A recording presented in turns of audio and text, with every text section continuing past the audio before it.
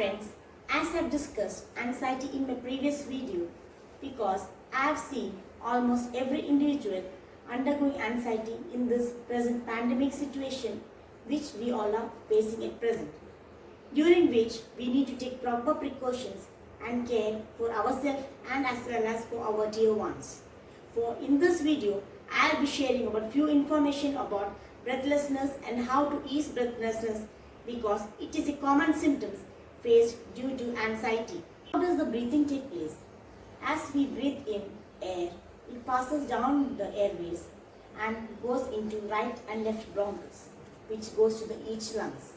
Further, the bronchus is divided into small tubes known as secondary and tertiary bronchi, and which has attached to a small sac. The sac is called alveoli, where the air we breathe in is get exchanged enters the bloodstream, and here the gases exchange takes place and we relieve the carbon dioxide. Diaphragm is the main inspiratory muscles used for breathing. It is a large muscle that separates the thoracic cavity from the abdomen, and there are muscles between the ribs that also helps in breathing. So when we breathe in, diaphragm contracts and is pulled downwards, and same time the muscles between the ribs is pulled upwards, increase in the space in thoracic cavity. But when we are in shortness of breath, we may use the muscles around the neck and the shoulder which help in breathing, but they can lead to drain out of energy. Breathlessness is an unpleasant sensation of uncomfortable, rapid or difficult breathing.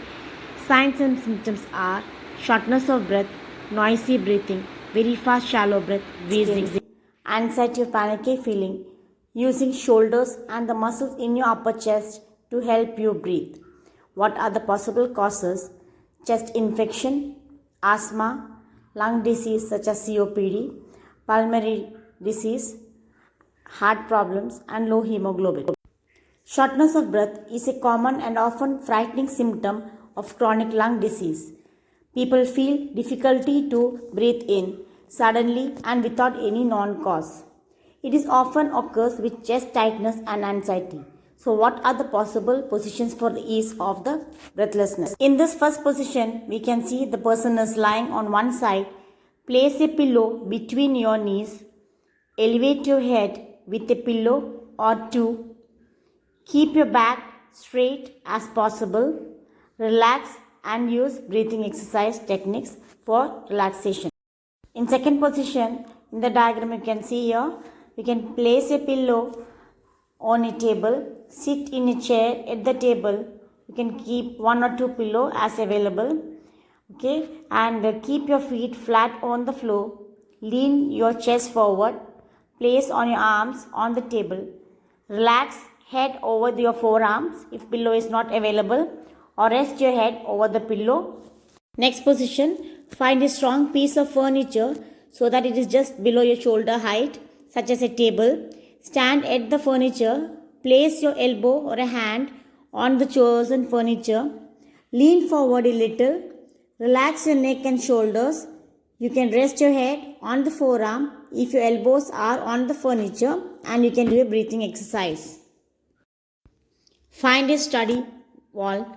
Stand with your feet at shoulder width apart. Lean your hips on the wall. Let your hand rest on your thigh. Allow your shoulder to relax. Lean forward slightly. Let your arms dangle in front of you, and then you need to practice your breathing exercise. This is how the various relaxed position where you can reduce the breathlessness. Next, I'll teach you what are the breathing techniques to reduce the breathlessness. Are pursed lip breathing, rectangle breathing, blow as you go, tummy breathing, pacing and preserve your energy. Coming to pursed lip breathing, it helps by moving oxygen into our lungs and carbon dioxide out of lungs. This technique helps to keep the airway open for a longer period of time. Steps: breathe in through nose for 2 seconds, purse the lip, that is making it in the shape of O, like how we blow out the candle. Breathe out very slowly through the pursed lip for 4 to 6 seconds.